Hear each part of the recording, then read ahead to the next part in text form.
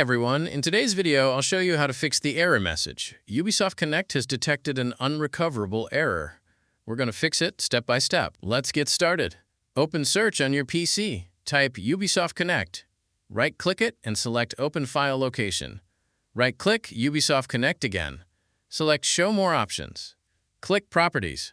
Open the Compatibility tab. Enable the following options. Disable full screen optimizations. Run this program as an administrator. Click Apply, then click OK. Now try launching Ubisoft Connect again.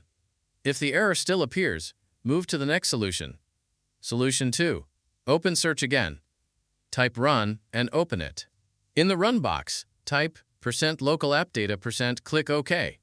Inside this folder, press the letter U on your keyboard to quickly locate folders starting with U.